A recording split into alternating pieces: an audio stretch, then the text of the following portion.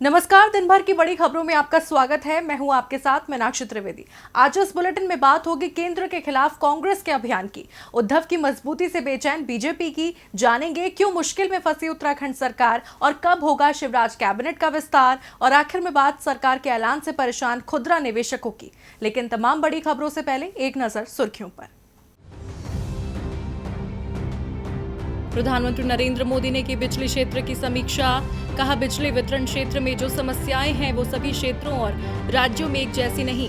मंत्रालय को सभी राज्यों के लिए एक जैसे ही समाधान की तलाश करने के बजाय हर राज्य के लिए अलग रणनीति बनाने की जरूरत। दिल्ली मेट्रो चलाने की तैयारियां हुई तेज, ट्रायल रन शुरू। मास्क नहीं पहनने पर लग सकता है जुर्माना। 31 मई तक देश में लागू है पूर्णबंदी। कांग्रेस के वरिष्ठ नेता पी चिदम्बरम ने मोदी सरकार पर कसा तंज। कहा, आरबीआई बॉन्ड खत्म करके सरकार ने जनता की बढ़ाई एक और परेशानी। इससे पहले केंद्र सरकार पीपीएफ और लघु बचत योजनाओं पर भी घटा चुकी है ब्याज। जून में 5 रुपए प्रति लीटर तक महंगे हो सकते हैं पेट्रोल डीजल। बंद खुलने के बाद कीमतों में रोजाना आधार पर बदलाव करेंगी कंपनियां। सरकारी तेल विपणन कंपनियों की बैठकों में हुई चर्चा। 2 महीने में वाहन ईंधन की मांग कम होने से हुआ नुकसान। हफ्ते के तीसरे कारोबारी दिन शेयर बाजार ने हरे निशान के साथ की क्लोजिंग। सेंसेक्स 595 अंक और निफ्टी 175 पॉइंट ऊपर हुआ बंद। सुर्खियों के बाद अब बात आज की सबसे बड़ी खबर की। देश में तेजी से फैलती स्वास्थ्य मुसीबत से पार पाने के लिए सरकार क्या कदम उठा रही है, सरकार की आगे के लिए क्या रणनीति है, ऐसे तमाम सवाल कांग्रेस की तरफ से लगातार उठाए जा रहे हैं। लेकिन केंद्र है कि जवाब देने को तैयार नहीं। इसीलिए अब कांग्रेस ने ऑनलाइन अभियान की शुरुआत कर मोदी सरकार को घेरना शुरू कर दिया है। इस अभियान की शुरुआत आज कांग्रेस के अंतरिम अध्यक्ष सोनिया गांधी ने की। इसी खबर पर चर्चा के लिए हमारे साथ मौजूद है राजीव जी। लेकिन उससे पहले आज क्या कुछ कहा सोनिया गांधी ने, इस रिपोर्ट में देखिए। मौजूदा स्वास्थ्य मुसीबत जिस तेजी के साथ देश में अपना दायरा बढ़ा रही है, उतनी ही तेजी के साथ विपक्ष के तेवर केंद्र सरकार के लिए तल्ख होते जा रहे हैं, जिसकी एक झलक आज कांग्रेस की तरफ से देखने को मिली, जब कांग्रेस ने मोदी सरकार के खिलाफ हल्ला बोल के लिए ऑनलाइन अभियान की शुरुआत की। जी हां, आज कांग्रेस के अंतरिम अध्यक्ष सोनिया गांधी की अगुवाई में पार्टी ने #स्पीक अप इंडिया अभियान शुरू किया।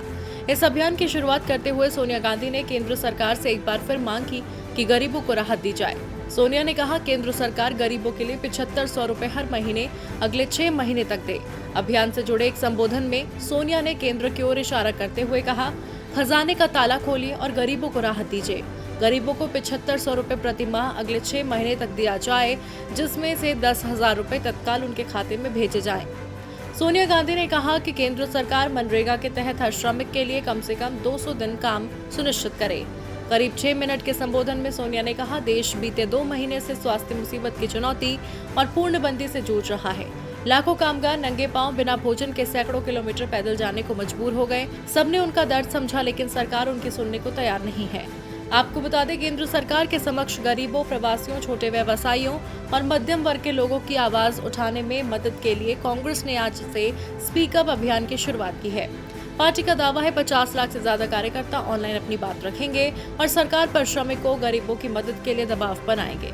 सोनिया ने कहा, पहले दिन से ही कांग्रेस के साथियों और शास्त्रियों, समाज शास्त्रियों और अग्रणी व्यक्तियों ने कहा है, ये समय आगे बढ़कर सबकी मदद करने का है। न जाने क्यों सरकार ये बात समझने और मदद करने से इनकार कर रही है। सोनिया ने कहा, केंद्र सरकार को छोटे लघु उद्योगों को ऋण देने के बजाय आर्थिक मदद देनी चाहिए, ताकि करोड़ों नौकरियां बचें और देश की तरक्की हो। आपको बता दें, सोनिया गांधी से पहले कांग्रेस सांसद राहुल गांधी भी जरूरतमंदों की जेब में पैसा डालने का सुझाव केंद्र को दे चुके हैं, लेकिन शायद सरकार अभी किसी की सुनने को तैयार नहीं है। आलम यह है कि हालात दिन ब दिन और खराब होते जा रहे हैं। अब रुख करते हैं राजीव जी का। राजीव जी, आपका स्वागत है। धन्यवाद मीनाक्षी। राजीव जी, जब से पूर्णबंदी लागू हुई है, कामगारों और गरीबों की हैरान करने वाली तस्वीरें सामने आई हैं। तब से कांग्रेस लगातार जरूरतमंदों को नकदी सहायता देने की मांग कर रही है, आर्थिक परेशानी दूर करने के सुझाव दे रही है। आज भी कांग्रेस के ऑनलाइन अभियान में इसी बात पर जोर रहा, लेकिन क्या कारण है कि सरकार का ध्यान गरीबों, कामगारों और अन्नदाताओं पर नहीं है? क्यों सरकार सिर्फ कर्ज लेने को बढ़ावा दे रही है? देखिए मीनाक्षी, लॉकडाउन ने जहां देश की अर्थव्यवस्था की कमर तोड़ दी, वहीं गरीबों, मजदूरों, कामगारों की जिंदगी को भी एक झटके में सड़क पर ला दिया। सरकार अर्थव्यवस्था को पटरी पर लाने के लिए जो भी कदम उठा रही है, व्यापारियों को कर्ज और दूसरी रियायतें देने की बात कर रही है, वो तो समीक्षा का विषय है ही, लेकिन प्रवासी मजदूरों की परेशानी कम करने के लिए अब तक जो कदम सरकार की तरफ से उठाए जाने चाहिए थे वो नजर नहीं आ रहे हैं। यही वजह है मीनाक्षी की 26 मई को सर्वोच्च अदालत ने स्वतः संज्ञान लेते हुए केंद्र और राज्य सरकारों को नोटिस भेजा था और उस पर सुनवाई करते हुए कोर्ट ने अपने ऑर्डर में कई दिशा निर्देश जारी किए हैं। सुप्रीम कोर्ट ने कहा है कि राज्य सरकार सभी प्रवासी मजदूर यात्रियों का रजिस्ट्रेशन करे, उस मुताबिक ही उनका ट्रेन में बैठना सुनिश्चित करे, साथ ही सड़क पर पैदल जाता हुआ कोई भी मजदूर अगर दिखता है तो उसे शेल्टर होम में ला करके रखे, फिर खाना पीना देकर ट्रेन या बस से उसे उसके गांव तक भेजने का इंतजाम करे। सुप्रीम कोर्ट ने यह भी कहा है कि किसी भी प्रवासी मजदूर से घर जाने की यात्रा का किराया नहीं वसूला जाएगा, सारा खर्च जो है वो राज्य सरकार उठाएंगी। इतना ही नहीं, कोर्ट ने यह भी कहा है कि मजदूर जहां रह रहा है या जहां से उसकी यात्रा शुरू हो रही है वो राज्य या जहां उसे जाना है वो राज्य ये आपस में तय कर लें कि किसे खर्च उठाना है, लेकिन खर्च जो है वो मजदूर नहीं देंगे बल्कि राज्य सरकारें ही उठाएंगी। इसके बाद अगली सुनवाई 5 जून को होगी और उसमें कोर्ट को प्रोग्रेस रिपोर्ट भी सौंपने का आदेश सर्वोच्च अदालत ने आज दिया है। तो मीनाक्षी, लॉकडाउन की वजह से परेशान जनता के लिए देर से ही सही लेकिन एक सही फैसला अदालत की तरफ से आज दिया गया है, लेकिन इसके आगे के बारे में अभी स्थिति स्पष्ट नजर नहीं आ रही है। यानी जो लोग अपने मूल निवास को लौट चुके हैं या लौटने वाले हैं उनकी रोजी रोटी का क्या होगा, क्योंकि अब उनके पास कोई रोजगार नहीं बचा है। ऐसी परिस्थितियों से निपटने के लिए ही कांग्रेस लगातार मोदी सरकार को सुझाव दे रही है। आज भी जिस ऑनलाइन अभियान की शुरुआत कांग्रेस ने की है उनमें इन्हीं बातों पर जोर दिया गया है। कांग्रेस ने मांग की है, खासकर सोनिया गांधी ने मांग की है कांग्रेस अध्यक्ष ने, कि सरकार को तुरंत खजाने का ताला खोलना चाहिए और गरीबों को राहत देनी चाहिए। हर गरीब के बैंक खाते में अगले 6 महीने तक हर महीने 7,500 रुपए डाले जाने चाहिए। मनरेगा के तहत साल में 100 दिन के बजाय 200 दिन काम दिया जाए। एमएसएमई क्षेत्र के लिए तुरंत एक पैकेज घोषित करने की मांग भी कांग्रेस ने की है। कुल मिलाकर के मीनाक्षी, सिर्फ राहत पैकेज की हवाई घोषणा से देश का भला नहीं होने वाला है और न ही कर्ज को बढ़ावा देने से विकास का पहिया आगे बढ़ने वाला है। अब समय आ गया है मीनाक्षी कि मोदी सरकार देश के हालात को गंभीरता से समझे और अपनी गलतियों को सुधारने की कोशिश करे। बहुत बहुत धन्यवाद राजीव जी तमाम जानकारियों के लिए। अब बात अपनी अगली खबर की। महाराष्ट्र में भारतीय जनता पार्टी उद्धव सरकार के अस्थिर होने का ढोल पीट रही है, सरकार को हर मोर्चे पर विफल बता रही है, तो वहीं महाविकास अघाड़ी सरकार मजबूत होती दिख रही है। जी हां, प्रदेश के विधान परिषद की 12 सीटों के लिए गठबंधन सरकार ने 12 लोगों के नाम की सिफारिश राज्यपाल से की है, जिससे बीजेपी का एक बार फिर बेचैन होना तय है। महाराष्ट्र में जब शिवसेना ने एनसीपी और कांग्रेस के साथ सरकार का गठन किया तो बीजेपी की भौहें तन गईं। बीजेपी ने महाविकास अघाड़ी सरकार के भविष्य को लेकर सवाल उठाने शुरू कर दिए, मगर सरकार तो मजबूत होती नजर आ रही है। पहले उद्धव की कुर्सी पर मंडराए काले बादल, उनके एमएलसी बनते ही छट गए, तो अब महाराष्ट्र के उद्धव ठाकरे सरकार के अस्थिर होने की खबरों के बीच एक बार फिर से महाविकास अघाड़ी के सदस्य दलों में एकजुटता का नजारा दिखने वाला है, जो राज्य में सबसे बड़ी पार्टी होने के बावजूद सत्ता से दूर भारतीय जनता पार्टी के लिए किसी निराशा से कम नहीं है। दरअसल प्रदेश के विधान परिषद की 12 सीटों के लिए गठबंधन सरकार ने 12 लोगों के नाम की सिफारिश राज्यपाल भगत सिंह कोश्यारी से की है। एमएलसी मनोनयन के लिए भेजे गए उम्मीदवारों के नाम में 3 दलों के 4-4 उम्मीदवार हैं। आपको बता दें, प्रदेश सरकार के सुझाव पर राज्यपाल विधान परिषद की 12 सीटों पर प्रत्याशियों का मनोनयन करते हैं। गठबंधन के नेताओं ने बताया कि इन 12 उम्मीदवारों का नाम राज्यपाल के पास भेजा जाना उन 3 कारकों में से एक है जिसने प्रदेश बीजेपी को परेशान कर रखा है। बीजेपी इससे लगातार खींच रही है। ऐसे में बार बार प्रदेश सरकार की अस्थिरता की अफवाह फैलाने का मतलब है बीजेपी अपने आप को बहुत लाचार महसूस कर रही है। शिवसेना सूत्रों का कहना है महाराष्ट्र सरकार बीजेपी की जोड़तोड़ की सियासत के मामले में पूरी तरह से सतर्क है और मुख्य विपक्षी पार्टी की इस दिशा में किए गए प्रयासों को लगातार विफल करने में सफल रही है। सूत्रों की माने तो नेता प्रतिपक्ष देवेंद्र फडणवीस अपनी ही पार्टी में अंतर्कलह से परेशान है। पार्टी के भीतर ब्राह्मण और मराठा एंगल को लेकर 2 फाड़ हो चुका है, जिसे लेकर शिवसेना नेता संजय राउत ने कहा, गठबंधन सरकार बहुत आराम से काम कर रही है। वास्तविक मुसीबत तो देवेंद्र फडणवीस के नेतृत्व पर है। वो लोग चाहे जितना छिपाने की कोशिश कर लें, उनकी आंतरिक कलह खुलकर सामने आ ही जाती है। कांग्रेस के वरिष्ठ नेता नितिन राउत ने भी संजय राउत की बात को दोहराया। उन्होंने कहा कि फडणवीस थक गए हैं और सत्ता को लेकर अपने लालच के कारण अधीर हो गए हैं। राउत ने कहा, फडणवीस को अब थोड़ा यथार्थवादी होना चाहिए और मौजूदा स्वास्थ्य मुसीबत के खिलाफ महाराष्ट्र सरकार की लड़ाई में उसका साथ देना चाहिए।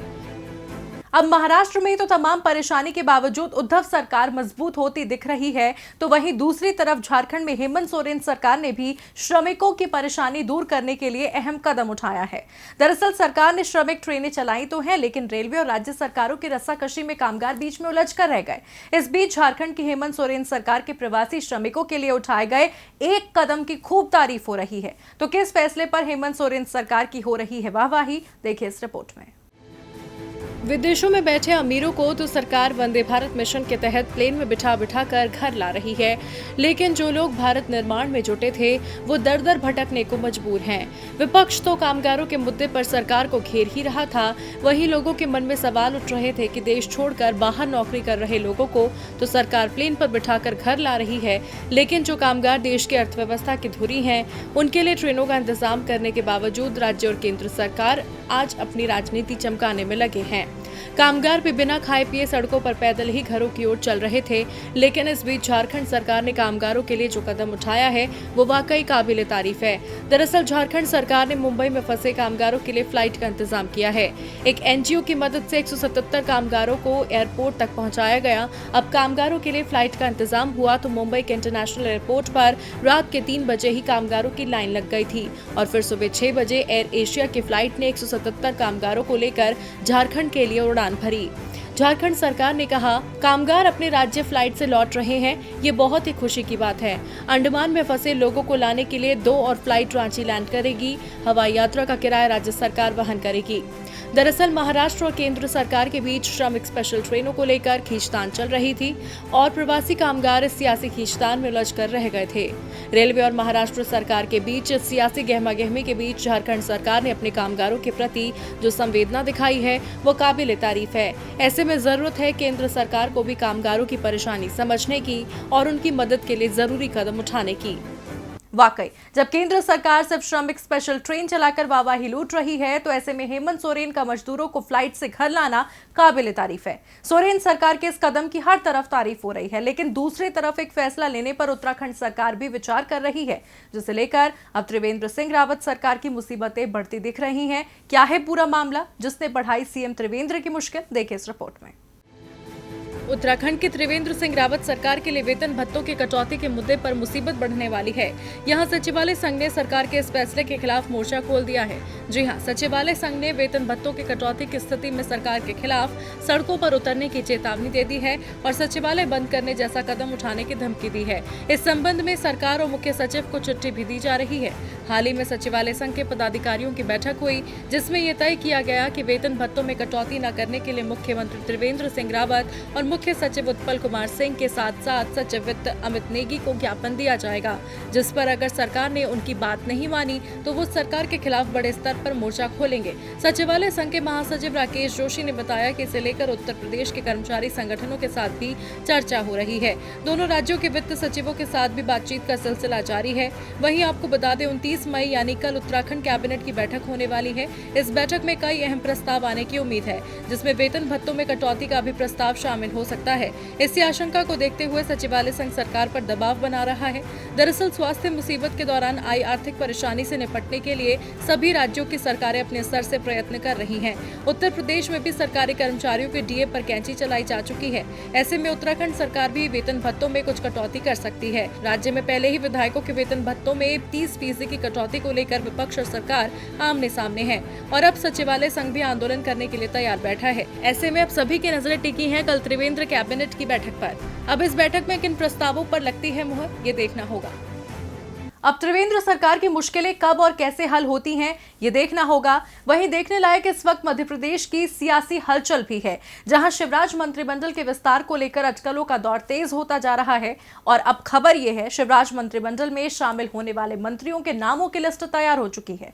बस बीजेपी आलाकमान से हरी झंडी मिलने का इंतजार है। तो आखिर किन लोगों को मिल सकती है शिवराज मंत्रिमंडल में जगह और क्या सिंधिया को खुश करने के लिए शिवराज के पुराने मंत्रियों को दरकिनार करेगी बीजेपी, इस रिपोर्ट में देखिए। मध्य प्रदेश में उपचुनाव से पहले शिवराज कैबिनेट के विस्तार पर सबकी नजरें टिकी हैं। उपचुनाव और मध्य प्रदेश बीजेपी अंतर्कलह का भविष्य शिवराज मंत्रिमंडल के विस्तार पर भी निर्भर करेगा।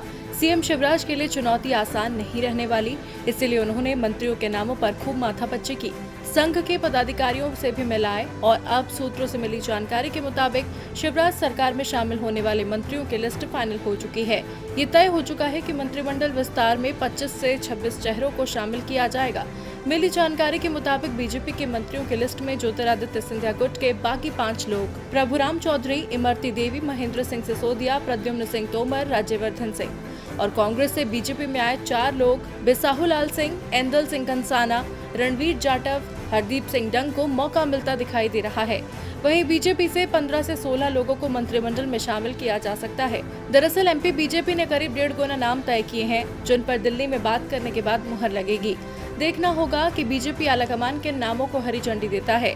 फाइनल लिस्ट के ऐलान के बाद ही साफ हो पाएगा कि बीजेपी आलाकमान संध्या को खुश करने के लिए शिवराज के पुराने मंत्रियों को दरकिनार करता है या नहीं। साथ ही मंत्रियों की फाइनल लिस्ट पर भी उपचुनाव का भविष्य काफी हद तक निर्भर करेगा। नजरें इस बात पर भी रहेंगी कि कहीं बीजेपी मंत्रिमंडल का विस्तार बीजेपी के लिए ही नई मुश्किलें खड़ी न कर दे। और बुलेटिन के आखिर में बात सरकार के ऐलान से परेशान खुदरा निवेशकों की। देश में मौजूदा मुसीबत से पार पाने के लिए सरकार कई फैसले ले रही है। वित्तीय मुसीबत को दूर करने के लिए भी कई फैसले लिए गए हैं, चाहे सांसदों के वेतन में कटौती हो या फिर सरकारी कर्मचारियों के डीए में। इसी कड़ी में सरकार ने अब 2018 में शुरू की गई एक सेविंग्स बॉन्ड योजना को बंद करने का फैसला लिया है। इस सेविंग्स योजना के बंद होने से खुदरा निवेशकों को बड़ा नुकसान होने वाला है। तो कौन सी योजना पर सरकार ने लगाया ताला, देखिए इस रिपोर्ट में।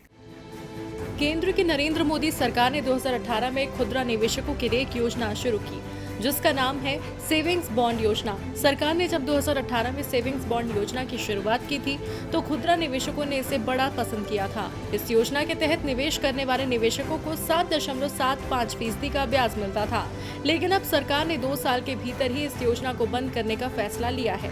रिजर्व बैंक ने मामले को लेकर एक अधिसूचना जारी की है, जिसमें कहा गया है अब सेविंग्स बॉन्ड योजना निवेश के लिए उपलब्ध नहीं रहेगी। दरअसल रिजर्व बैंक बाजार में नकदी प्रवाह बनाए रखने के लिए कर्ज बांटने पर जोर दे रहा है और इसी के मद्देनजर रिजर्व बैंक की ओर से लगातार रेपो रेट में कटौती की जा रही है। लिहाजा सरकार ने घटती ब्याज दरों को देखते हुए सेविंग्स बॉन्ड योजना बंद करने का फैसला लिया है। आपको बता दें, जनवरी 2018 में जब इस योजना की शुरुआत हुई थी तो इसकी अवधि 7 साल की थी। इस योजना में 1000 रुपए की न्यूनतम रकम से भी निवेश किया जा सकता है। स्कीम की लॉन्चिंग के वक्त बताया गया था कि 7 साल के अंत में हर 1000 रुपए की वैल्यू 1703 रुपए हो जाएगी। इस बॉन्ड पर मिलने वाला ब्याज टैक्स के दायरे में आता है।